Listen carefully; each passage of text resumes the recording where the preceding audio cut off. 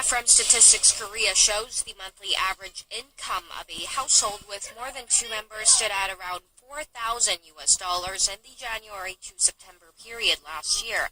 That's more than 3.5% higher compared to the same period a year ago.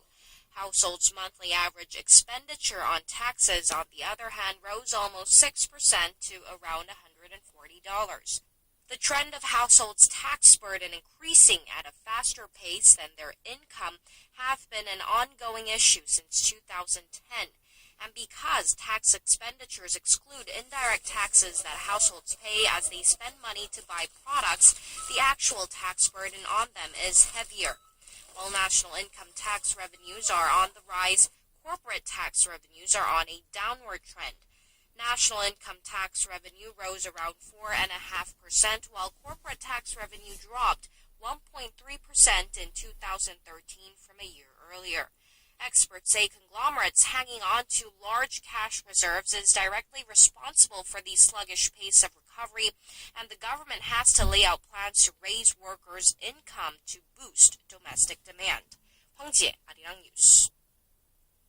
Falling global oil prices are having a negative impact on Korean builders doing business overseas, and as the majority of their business is in the Middle East, the location of many of the world's major oil-producing countries, the pain is likely not over yet. Our Shin Se-min tells us more.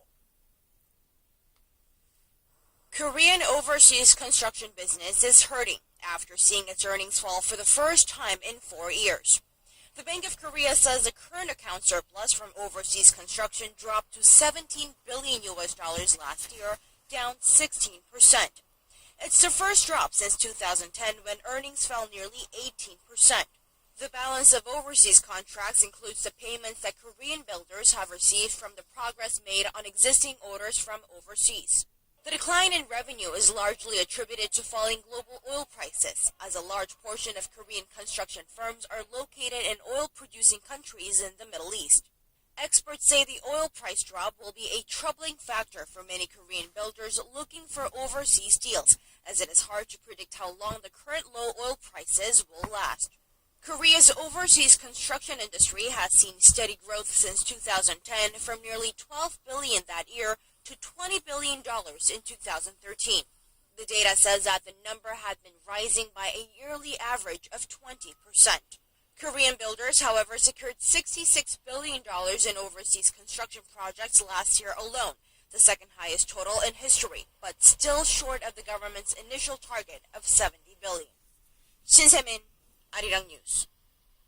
The market was valued at $63.5 trillion as of the end of 2014, up nearly 6% from a year earlier.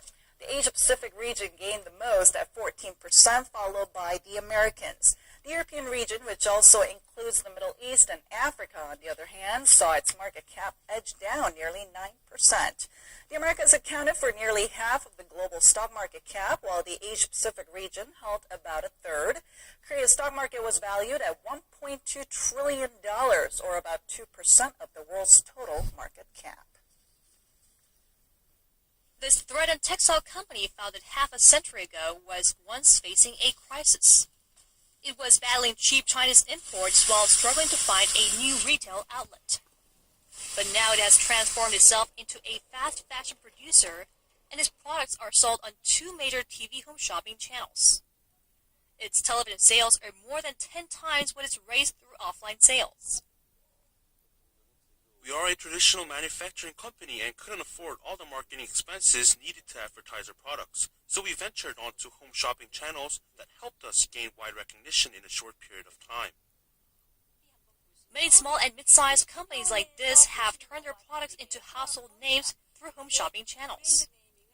There have been many changes in the past 2 decades since home shopping channels first launched in Korea. The channels now offer practically everything under the sun, and the format has also evolved over time. Korea's home shopping industry has created a unique business model. Unlike the kinds of short infomercials you might see in other countries, Korean home shopping channels manage to keep the viewers watch the shows for a full hour by making them entertaining. It's not just celebrities advertising the products, but ordinary people testing them with industry professionals. Korea's home shopping format of featuring a single product has also captured viewers overseas, especially in Asia. 4 Korean channels, mostly run by large conglomerates, have entered 10 countries over the past decade. And this leading channel is now seeking to expand its sales overseas to become the world's #1 home shopping distributor by 2020. We've reduced the risks by entering the market through joint ventures, and we established an international outsourcing company to customize our product line. We also focus on introducing Korean products by smaller companies because it is harder for them to enter foreign markets than larger companies can. In fact, over 70% of Korean products sold overseas through the channel are by small and mid-sized companies, creating a new Korean wave of products. Government regulators say home shopping companies' move into foreign markets could also help improve market issues here at home, like the high commission taken by the stations. Expanding their overseas business could improve their profits as domestic market growth is slowing down, whereas foreign markets are just booming. This could also make room for domestic home shopping channels to lower their commission rates, which stand as an entry barrier for small and mid-sized companies. The government will also launch a new Pole home shopping channel in the first half that will be solely dedicated to handling the products of small and mid-sized companies in its bid to help startups use home shopping channels to introduce their products. 송지선, 아리랑 뉴스.